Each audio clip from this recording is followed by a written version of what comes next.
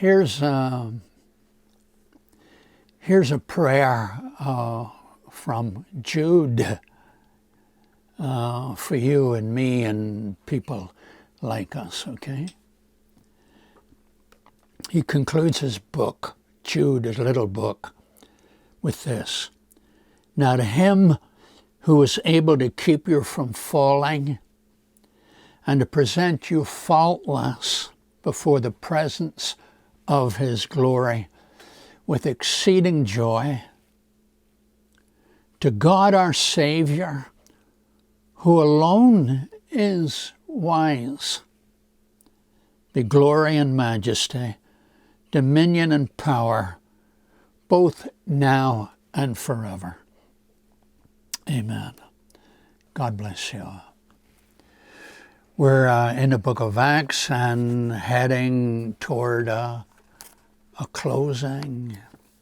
Some of you will be happy when it's when we're finished, yes?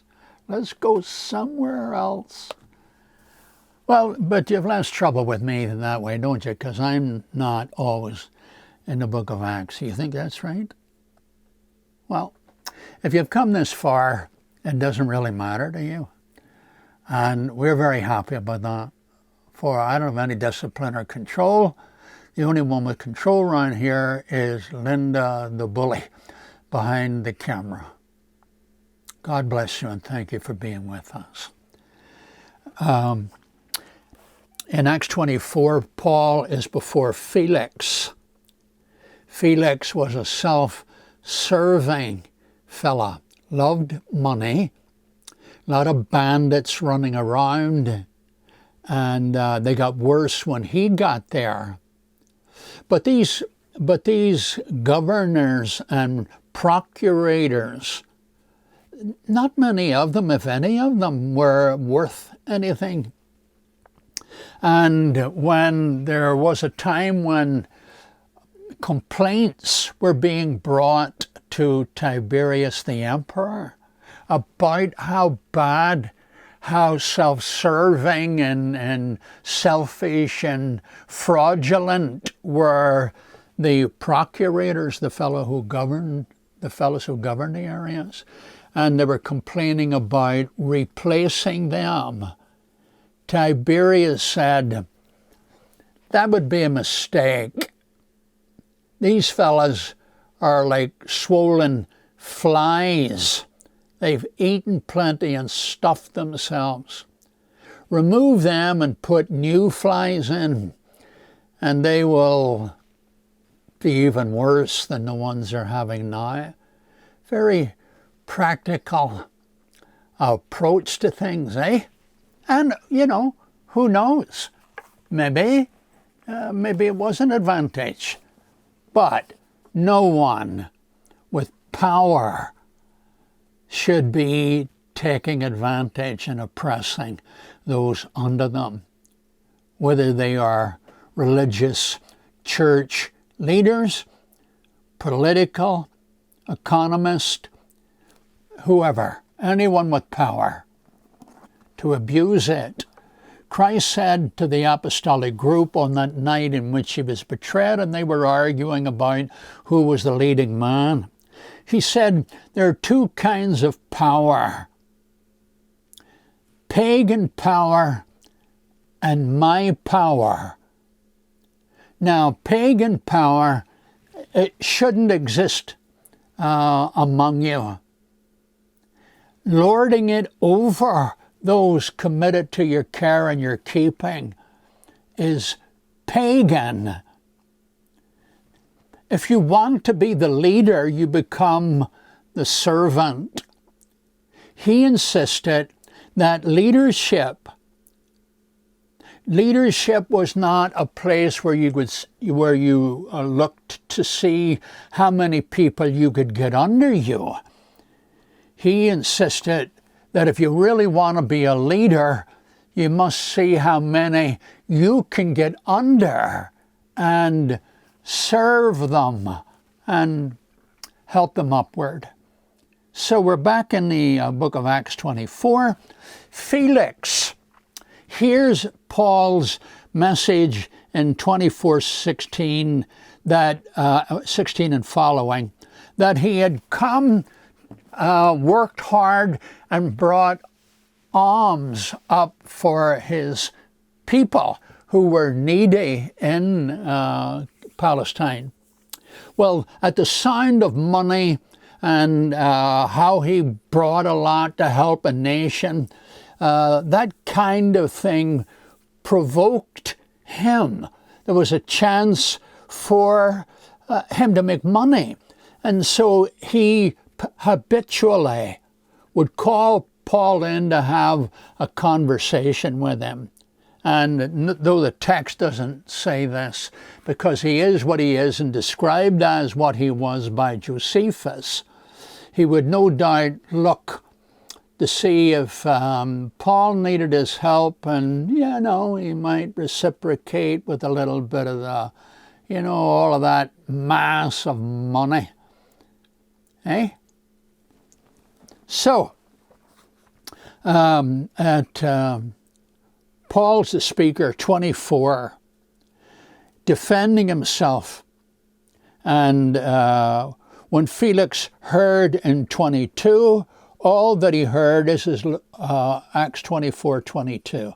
When Felix heard these things, having more accurate knowledge of the way, he adjourned the proceedings and said to Lysias the commander, or Lysias if it suits you. When Lysias or Lysias the commander comes down, I will make a decision on your case. But, took a long time for that to be going on.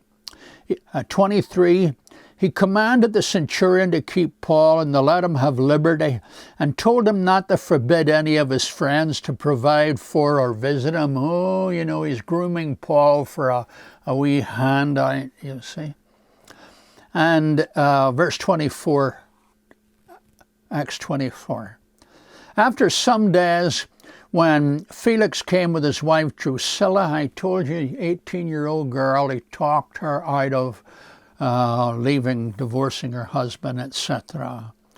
He sent for Paul and heard him concerning the faith in Christ. Now, as he reasoned about righteousness, Paul, that is, reasoning about righteousness and self-control and the judgment that was coming, we're told in 25 that Felix was afraid and answered, "Go away for now. When I have a convenient time, I'll call for you."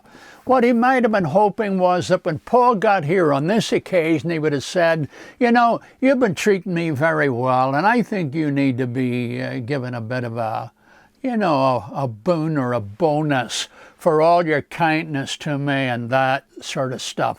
Instead, what he heard was a proclamation about coming judgment, about oppression and cheating and all of that. And that got to Felix. Don't know enough about the man to know that he was very religious and all that, but even people who are not very religious, every now and again, come into a situation or hear a hymn and all of that kind of thing, that it does things to them. I don't know if he's still alive, but there was a geneticist, E.O. initials, E.O. Wilson, an atheist, Marxian in his economic viewpoint and all of that kind of thing.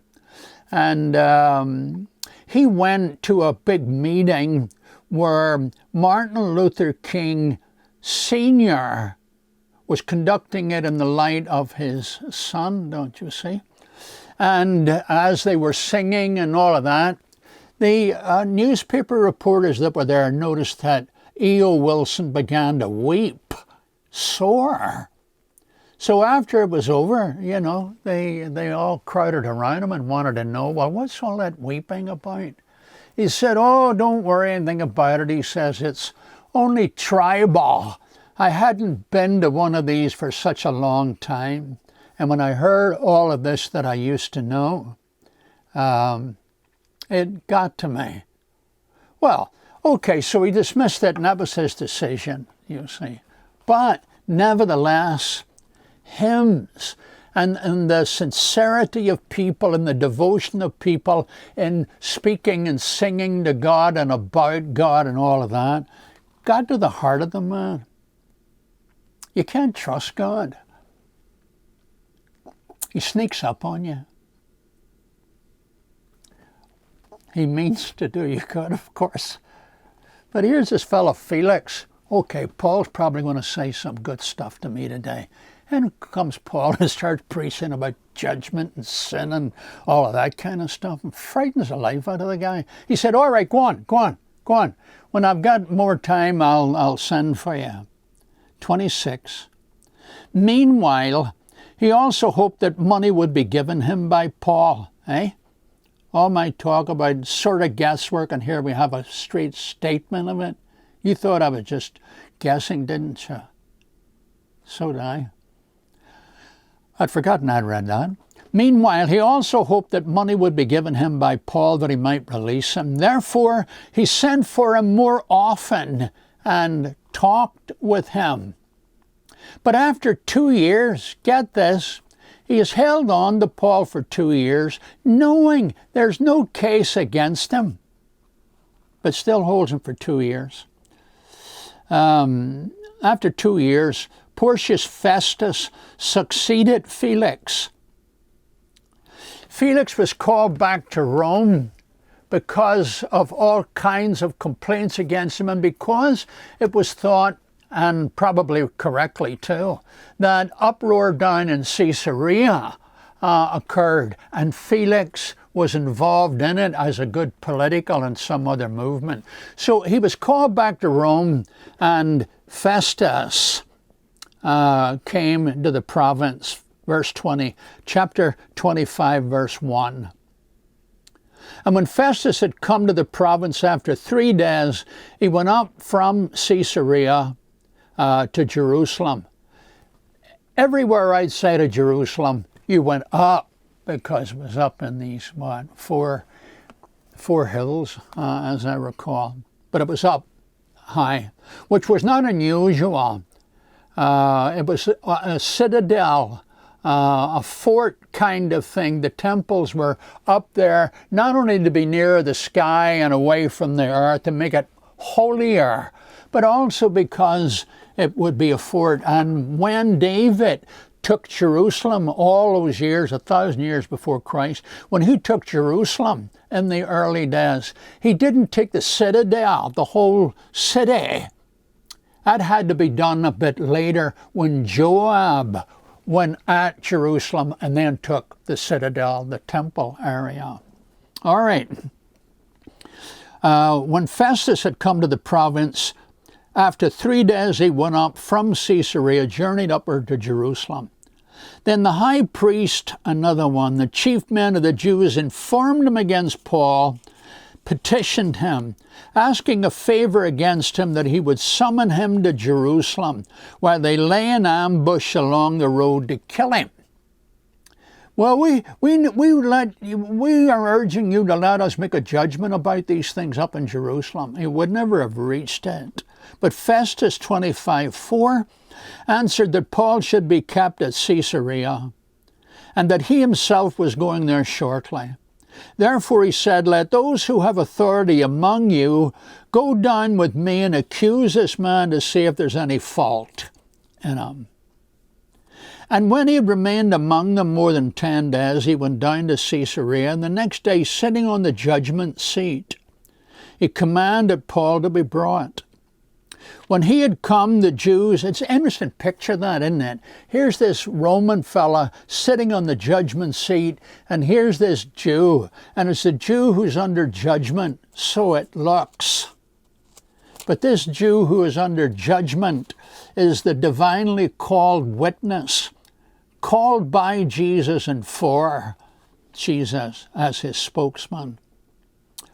All right, 25:6. He remained 10 days, then he went down, sitting on the judgment seat. He commands Paul to be brought.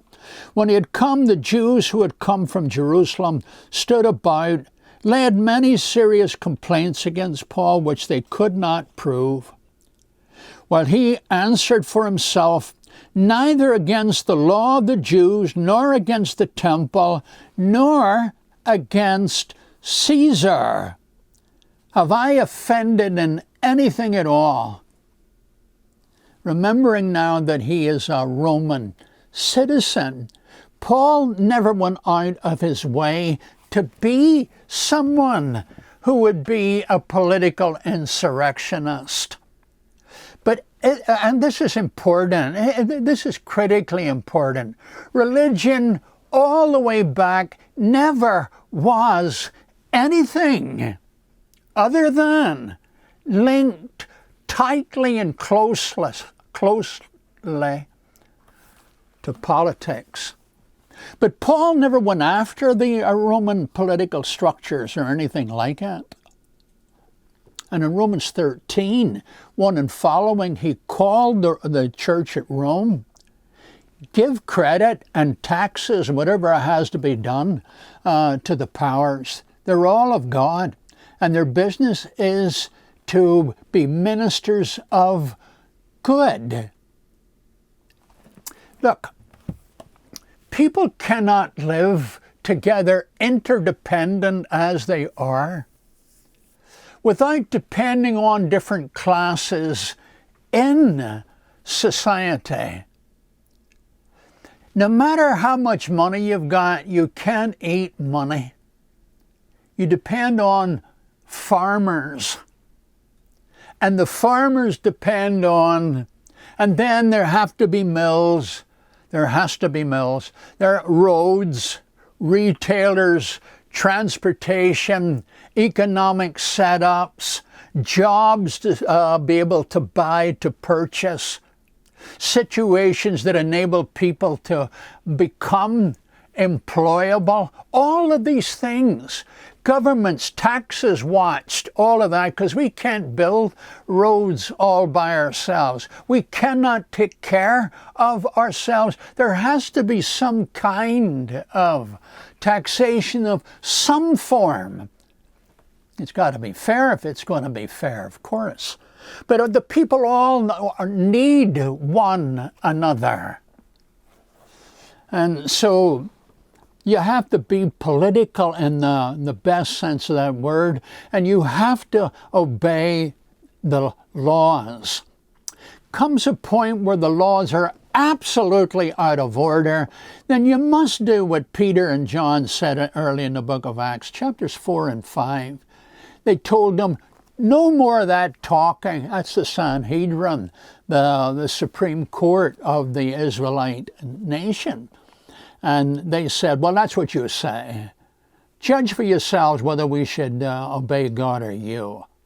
There comes a point at which government has to be said, no, we're not obeying. Okay? Now, that's all very complex. Yeah, it is. It is. But we structured this world, and we became corrupt. If everybody was sinless, we wouldn't need all of these laws and rules and regulations. And it's been said more than once by more than one person that the more laws a nation has, the more you know they're in need of them. For people need to be kept law-abiding, or at least have laws that can be brought up for them.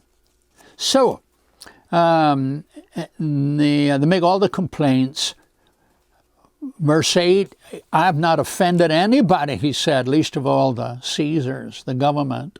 Verse 9, 25:9, Festus, wanting to do the Jews a favor, answered Paul and said, are you willing to go up to Jerusalem and there be judged before me concerning these things?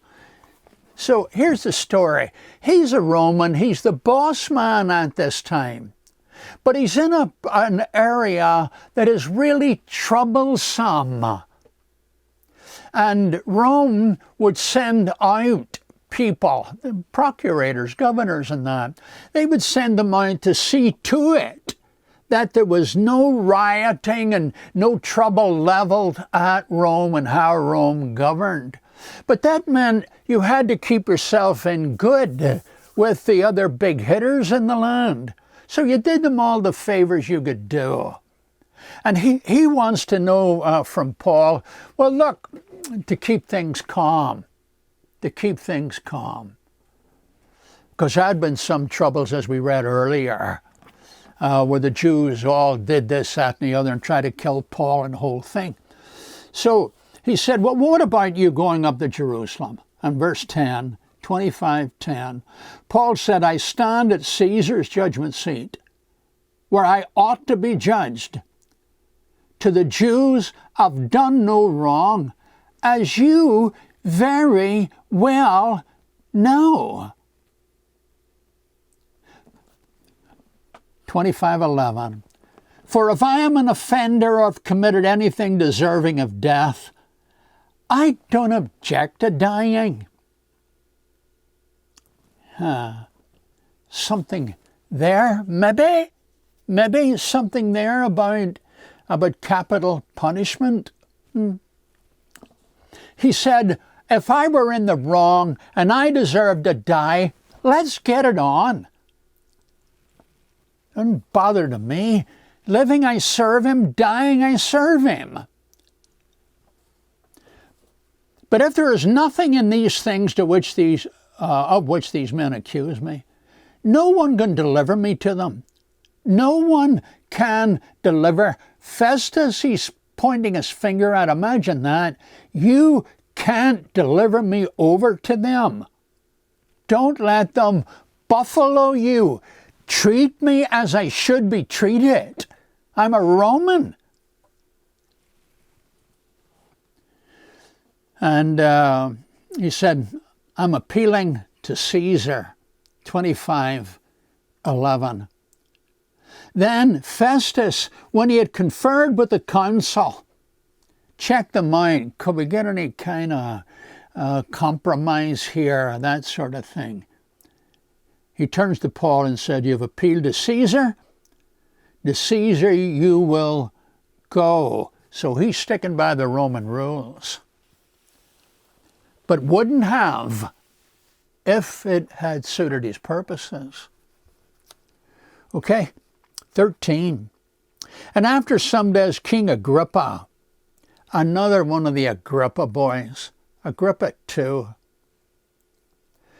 and Bernice, his sister, came to Caesarea to greet Festus. The rumor was around, of course, and almost certainly true, that he and Bernice had set up house together. And then by and by that broke up, and she went and married another guy, and then that didn't work, and she married another one. That's 25:13. They came to Caesarea to greet Festus. This Agrippa was a 17-year-old when he went off to Rome and was educated in Rome and made up a number of big hitter friends while he was down in Rome and would return later to Rome also. So he was very Roman. And Festus is now a procurator. And this kingship was given to him by Rome's approval. So Festus is very respectful to Agrippa. Would have been expected to be in the light of Agrippa II's background.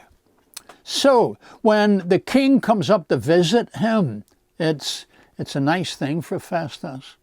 14:25.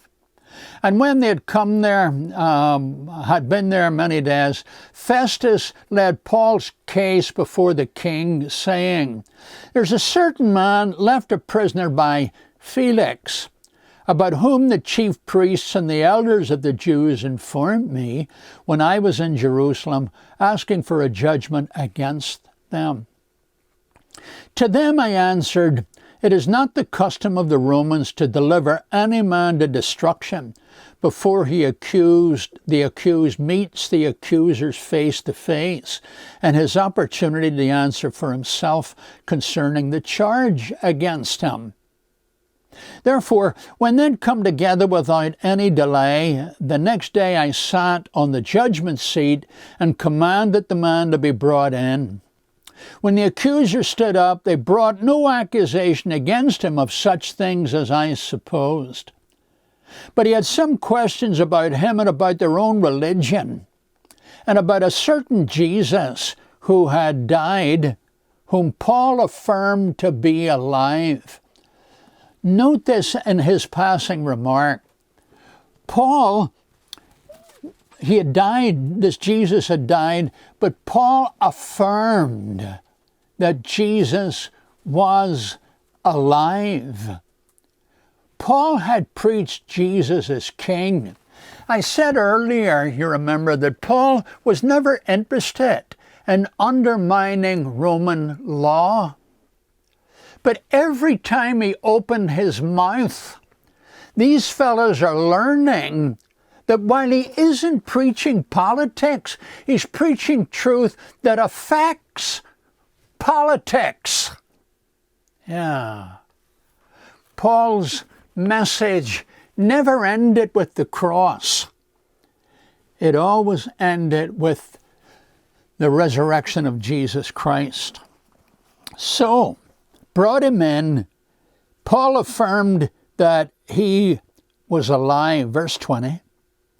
And because I was uncertain of such questions, I asked whether he was willing to go to Jerusalem and there be judged concerning these matters. Well, he still knew Paul shouldn't have been, but still, 25:21. But when Paul appealed to be reserved for the decision of Augustus, I commanded him to be kept till I could send him to Caesar. Augustus was the lord over the Roman Empire. And the Roman Empire, as the Roman Empire, was an enemy of God. But under Augustus, civil war with Rome against Romans, you know, the Battle of Actium, the Battle of Philippi, and civil war within the city, riots and killings. It was going on for, what, over 100 years, I think is correct. But I know this, that he closed the temple of Janus, shut down war in 29 BC, and finally became the first of the Roman emperors. Don't believe anybody who tells you that Julius Caesar was the first of the Roman emperors. He was no such thing. Augustus. And under Augustus, there developed a golden age in the Greco-Roman world. He put a stop to piracy. You remember the piracy we used to hear a lot about, 4 years ago there, when they were grabbing people and seizing ships and all the rest of it? I suppose it's still going on some. But this was a big business back in the days of people like Hannibal down south. And Augustus put an end to all of that. And he built laws, set up laws. He saw to it that the laws were carried out, and it was a glorious period of time for peace. And they had developed a thing called client kings, were kings who were having if Rome took them over, of course, they now dominated them, and if the king was willing to submit to the Roman conqueror, they asked for taxes. Just give us taxes, keep your place in peace, and you can have our backing when you get into any trouble. And there were kings who couldn't wait for Rome to step in and become their bosses, so that anyone that was giving them trouble out there, you know, little kingdoms and that, He would just whistle for Rome, and that kept their little kingdoms in good shape. So Augustus was good for the world in that respect. But of course, he was a God worshipper and all the rest of it. And the whole empire was an enemy of God. That's what you hear throughout the book of Revelation. Okay, Linda says it's time. Thank you.